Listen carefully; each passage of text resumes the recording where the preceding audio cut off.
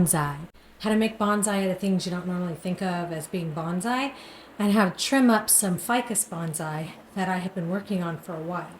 I'm always rescuing plants, and these are getting thrown away. I always manage to find some of those. Anyway, so this has taken a really, really long time to get them to a point where there's enough leaves on them to actually trim them up and make them pretty. I think they're hilarious because sometimes they look a little bit anthropomorphical, as in this one that looks like a little baby doing a dance.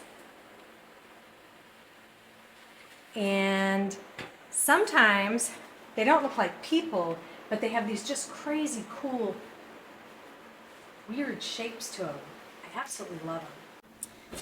So, because I eventually want them to be really round, what I'm doing is when I trim something like this and I'm trying to make it a bonsai, I have to have in my head what I eventually want it to look like and work on it slowly. So every few months I give it a really, really tiny trim. And I try to take a look at it, figure out where I need to trim so that I can keep that round shape I'm going for. So this one, she needs a little bit of trimming, but not very much. She's still pretty flat on this side, but on this side, she's getting really nice and round. So I want to trim thinking about that and what I want her to look like. I'm only going to take a few little things off on just the outer edges. Like you see how this part is just sticking way out,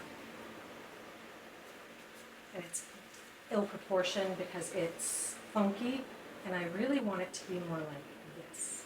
Same thing with these. You can see this one. She's happy, that's great. I love seeing that she's getting some new shoots and some new growth. But again, my vision for her is that she's going to be all the way around, kind of circular. And of course, that's pretty easy to see that this guy's going to come off. This is an asparagus fern, and I found this at Goodwill, because you know that's my favorite store. And she looks like a teeny tiny little tree. And this was a candle holder, and of course I pulled the candle out. It's got a little bit of this plastic, so it is waterproof for the most part. And this asparagus fern doesn't like a whole lot of water, but when I was on vacation she got a little bit dried out, and even though she has some really lovely new growth, I'm going to go ahead and trim this stuff back, and she's starting to look like a really cool miniature bonsai tree. Pruning shears, and these I like because they have this bend, so it's easy to get down in and get those really, really small little leaves and stuff that I'm trying to get. Okay, so you can see on this end where she's not symmetrical. And I'm going to trim her below. Right here.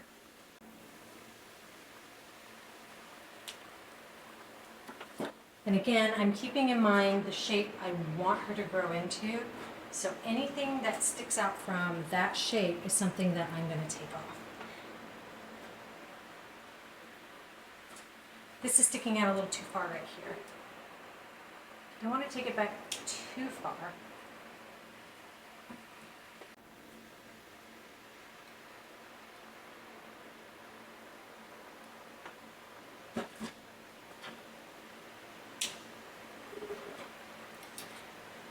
And that's it for now, because she does need to keep growing and keep growing new leaves, and I don't want to take too much off, so less is more when you're doing something like this. This one is finally starting to get this nice round shape. It's pretty easy to see who needs to come off. So I'm going to trim her below here. And I am not going to do anything else to her except take off this little brown leaf. And I'm going to leave her alone now. In a couple of months I'll come back. And this little guy, my little human, this one has a long way to go, but has come a long way since I took it home with me.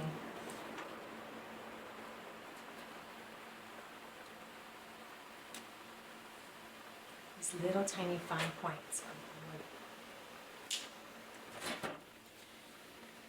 So she is getting better. I'm actually going to let this keep growing.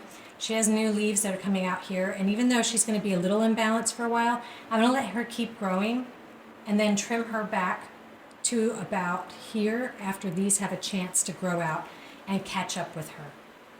So here's my asparagus fern. She looks pretty good. I don't want to do much to her, but again, she got a little dried out while I was on vacation.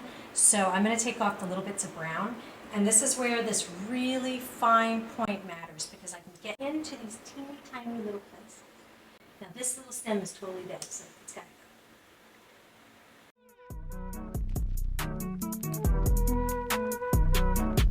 go. Things like asparagus fern are super inexpensive, and they take very little effort. They don't want to be too wet, they don't want to be too dry, but really, they're pretty hardy little guys. So I hope that was fun for you. Check out my next videos. Let me know if there's anything in particular you want me to show you how to do. And don't forget to check out my garden tour videos. See you later, guys. Bye.